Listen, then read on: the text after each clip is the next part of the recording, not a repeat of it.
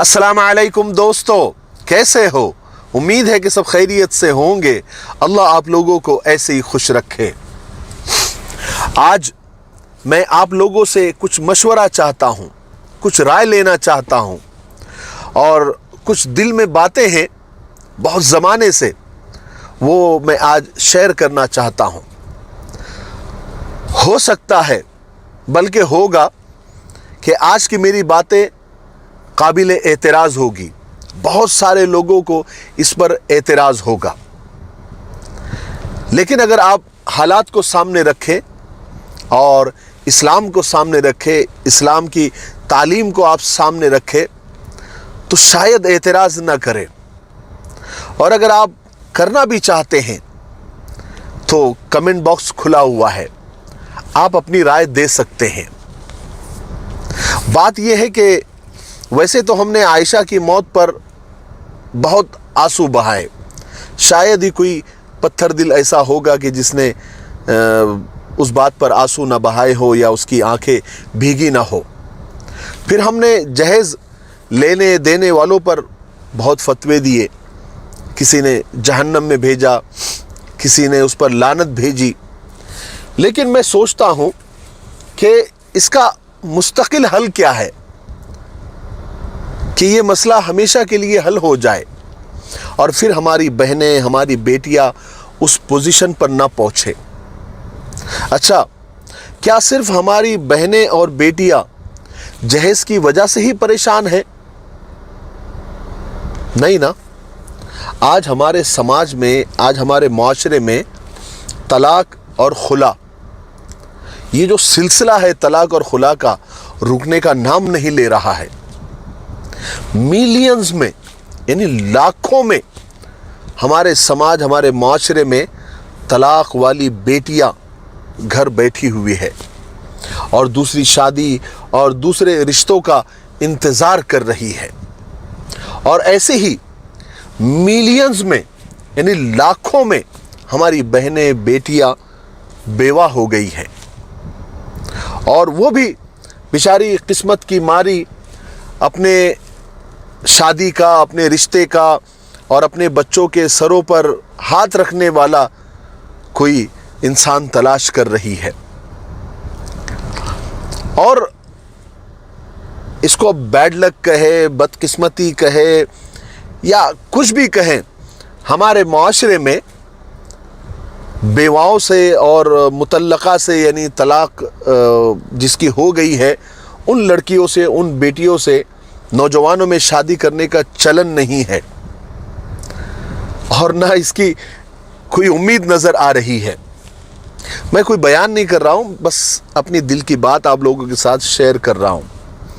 आप अपनी राय ज़रूर दें। हर नौजवान को आज बिल्कुल कुंवारी और फ्रेश लड़की चाहिए और इसमें कुछ गलत भी नहीं है या वो नौजवान गलत कर रहे हैं, ऐसा भी नहीं है। लेकिन फिर सवाल ये उठता है कि फिर मुतल्लका जो बहनें और बेटियां हैं और जो बेवा बहनें और बेटियां हैं, उनका क्या होगा? उनके लिए क्या है? ऐसी कई बेवाएं हैं, ऐसी कई मुतल्लकाएं हैं जो ना चाहते हुए भी मजबूर होकर गुनाहों के रास्ते पर चल रही है। हमारे ही इलाके में पिछले दिनों कई लड़कियां लोगों ने, समाजी तंजीमों ने पकड़ी, तो मालूम पड़ा कि उसमें से कोई बेवा है, कोई तलाक वाली है और उसमें बहुत कम ऐसी है जिनकी शादियां नहीं हुई थी। लेकिन फिर वो और मज़हब वालों के साथ में भी, दीगर मज़हब वालों के साथ में भी पकड़ी गई, तो उसमें अक्सर बेवाओं और मुतल्लकाओं का ज़्यादा उनकी तादाद थी। हालांकि सब जानते हैं कि हमारे प्यारे नबी हज़रत मोहम्मद सल्लल्लाहु अलैहि वसल्लम ने, लाखों करोड़ों दरूद हो हमारे नबी हज़रत मोहम्मद सल्लल्लाहु अलैहि वसल्लम पर, हमारे नबी ने कुंवारेपन में पहला निकाह 25 साल की उम्र में 40 साल की बेवा खातून یعنی ہماری اور ساری امت کی اماں جان حضرت خدیجہ رضی اللہ تعالیٰ عنہا سے کر کے پوری امت کے لیے ایک سیمپل سیٹ کیا، اور قیامت تک آنے والے نوجوانوں کے لیے یہ پیغام دیا کہ یہ ایک بہت بڑی نیکی ہے، کسی بیوہ سے کسی کنوارے نوجوان کا نکاح ہو جانا کوئی عیب کی بات نہیں ہے، کوئی بری بات نہیں ہے۔ لیکن خیر چھوڑیے، اس کا چلن جب شروع ہوگا تب شروع ہوگا، ابھی کیا کیا جائے، ان بیواؤں کا، ان مطلقاؤں کا کیا کیا جائے؟ اسی لیے اسلام نے 4 شادیوں کا کانسیپٹ دیا ہوا ہے۔ جب تک ہم کم سے کم 2 شادیوں کا رواج نہیں ڈالیں گے، تب تک ان بہنوں کا، ان بیٹیوں کا، ان بیوہ اور مطلقہ بہنوں اور بیٹیوں کا، ان کے مسائل کیسے حل ہوں گے؟ انہیں سہارا کون دے گا؟ اور ان کے یتیم بچوں کو سہارا کون دے گا؟ اور مطلقہ ہے تو اس کے بے سہارا بچوں کو سر پر ہاتھ رکھنے والا کون ہوگا؟ نوجوانوں کو تو، کنوارے نوجوانوں کو تو کنواری لڑکی چاہیے۔ تو پھر یہاں اعتراض والی بات آ جاتی ہے، بہت سارے لوگوں کو اس پر اعتراض ہوگا کہ دیکھو یہ دوسری شادی اور تیسری شادی کی بات کرنے لگے ہیں، خاص کر کے ہمارے خواتین کو اس بات پر اعتراض ہوگا۔ لیکن میں ان خواتین سے بھی پوچھنا چاہتا ہوں کہ اگر آپ کی بہن یا آپ کی بیٹی بیوہ ہے، اللہ نہ کرے بیوہ ہے، یا طلاق ہو کر آ کر بیٹھی ہے، عمر گزرتی جا رہی ہے، کسی کی 30 ہو گئی، کسی کی 35 ہو گئی، کسی کی 40 ہو گئی، اور کوئی اس کا سہارا نہیں ہے، وہ گھر میں بھائیوں پر، بھابھیوں پر بوجھ بنی ہوئی ہے، تو کنوارا لڑکا تو ملنے سے رہا، بہت قسمت والی ہوگی اگر اس کو کوئی کنوارا لڑکا، کسی کنوارے لڑکے نے اس کو اپنا لیا تو۔ لیکن اگر اس کو نہیں ملا تو اس آپ کی بہن یا بیٹی کا کیا؟ ایسے ہی پوری عمر گزار دے لاوارثوں کی طرح۔ اگر آپ کو میری بات پر اعتراض ہے، میری نہیں ہے یہ بات، یہ تو اسلام کا کنسپٹ ہے نا، دوسری شادی، تیسری شادی، چوتھی شادی، 4 شادیوں کی اجازت اسلام نے دیا ہے۔ میں تو صرف بات کر رہا ہوں، اگر کسی کو دوسری شادی یا تیسری شادی یا چوتھی شادی سے اعتراض ہے تو یاد رکھے اس کو مجھ پر اعتراض نہیں ہے، یا وہ مجھ کو برا نہیں بول رہا ہے، بلکہ وہ انجانے میں قرآن و حدیث کی تعلیم کو برا بول رہا ہے، اس پر اعتراض کر رہا ہے۔ تو اب بتائیے اس مسئلے کا حل کیا ہے؟ ہم ان بیواؤں کی، ان طلاق شدہ بیٹیوں کی پیسے دے کر یا راشن دے کر ہم ان کی مدد کر کے حاتم تائی تو بن جاتے ہیں، اور اچھی بھی بات ہے کسی کی مدد کرنا، لیکن کیا ان طلاق والی بیٹیوں کی یا ان بیوہ بہنوں کو مستقل عزت کے ساتھ جینے کا حق ہے یا نہیں؟ جن کی عمریں ڈھلتی جا رہی ہے، جو 35-40 تک کے کراس کر چکی ہے، کیا ان کو مستقل جینے کا حق ہے یا نہیں ہے؟ تو پھر راستہ کیا ہے؟ کیا 35-40 سال کی عورت سے کوئی آج کے زمانے میں کوئی کنوارا لڑکا نکاح کرے گا؟ پھر جب وہ عورت اپنے بچوں کے خاطر اور اپنے پیٹ کے خاطر یا اپنے جسم کے خاطر گناہ کے کاموں میں لگ جاتی ہے یا زنا وغیرہ میں لگ جاتی ہے، تو ہم ان کو ہمیشہ جہنم میں بھیجنے کے لیے ایک ٹانگ پر کھڑے رہتے ہیں۔ اور کتنے تعجب کی بات ہے کہ دیکھیے، ایک عورت اس وقت خوشی سے تیار رہتی ہے جب اس کی بیوہ یا مطلقہ بہن، بیٹی جس کی عمر ڈھل رہی ہے، اس سے اگر کوئی شادی شدہ مرد دوسرا نکاح کرنا چاہتا ہے تو وہ کہتی ہے کہ بالکل کرے، بہت اچھی بات ہے۔ لیکن جب اس عورت کے سامنے یہی سچویشن جب اس کے شوہر کے لیے آ جاتی ہے، جب اس کا شوہر دوسری شادی کرنا چاہتا ہے تو پھر وہ اس کا روپ بدل جاتا ہے، وہ ہندا بن کر اس کے شوہر کا کلیجہ چبانے کو تیار ہو جاتی ہے۔ میں ایک سچی کہانی آپ کو سناتا ہوں۔ ایک عورت کے شوہر کا انتقال ہو گیا، 3 بچوں کی ماں بیوہ ہو گئی، عمر 35 سال۔ سسرال والوں نے تنگ کرنا شروع کیا، بچوں کی پرورش، ان کو پالنا پوسنا ایک بہت بڑا چیلنج تھا، اس لیے گھر کو چھوڑ دیا اور کہیں کرائے سے گھر لے کر رہنے لگی، اور اس نے ایک غلط راستے کا انتخاب کیا، یعنی غلط کام کرنے لگ گئی۔ اب گھر میں نوجوانوں کا آنے جانے کا سلسلہ شروع ہوا، جس سے اس عورت کے پاس پیسے آنے لگ گئے، اس کا گھر چلنے لگ گیا، اور صرف یہی نہیں بلکہ اس کا بینک بیلنس بھی بڑھنے لگ گیا۔ اب جو اطراف و اکناف کے یعنی اڑوس پڑوس میں ذرا چیمہ گوئیاں ہونے لگی، باتیں ہونے لگی کہ لوگوں نے مل کر محلے کے مسجد کے ٹرسٹیوں کو اور امام صاحب کو شکایت کی کہ محلے کے بچے بگڑ رہے ہیں، محلے کا ماحول خراب ہو رہا ہے، اس عورت کو نصیحت کرنا ہوگا یا تو پھر اسے یہاں سے نکالنا پڑے گا، اسے یہاں سے نکلنے پر مجبور کرنا پڑے گا۔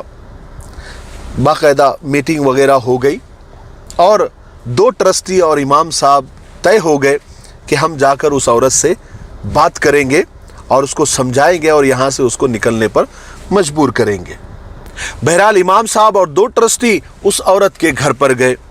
امام صاحب نے قرآن و حدیث کی روشنی میں اس گناہ کی، اس زنا کی برائی بیان کر دی اور نصیحتوں کے دانے بکھیر دیے، اور وہ عورت خاموشی سے سب سنتی رہی، اور پھر بعد میں اس نے کہا کہ میں کچھ بولوں، تو امام صاحب نے اور ٹرسٹیوں نے کہا کہ ہاں بولیے۔